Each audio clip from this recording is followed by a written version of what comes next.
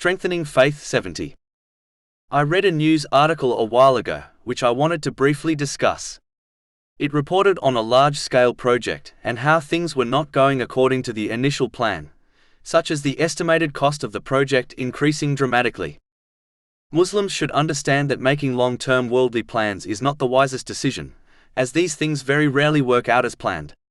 One only needs to reflect on their own life and their own long-term plans to recognize this truth.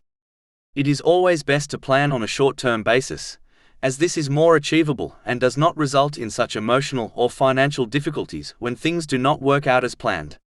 On the other hand, failure in long-term plans will lead to more serious emotional and financial difficulties.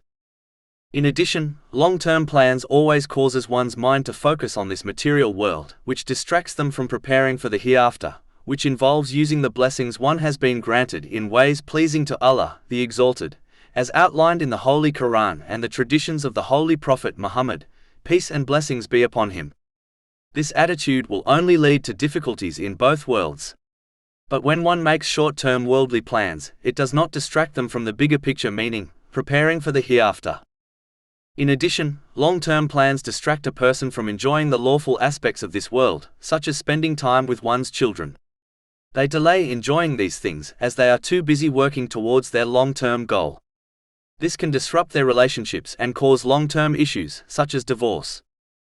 A Muslim must understand that they can plan as much as they want, but ultimately only what Allah, the Exalted, has planned and decided will occur.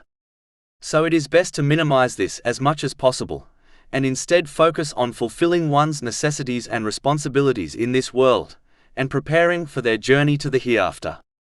This is what the Holy Prophet Muhammad, peace and blessings be upon him, indicated in a narration found in Sahih Bukhari, number 6416.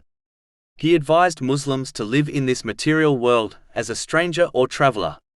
Allah, the Exalted, will bless this behavior so that the Muslim finds peace and happiness in both worlds. Chapter 16 An-Nahl, verse 97.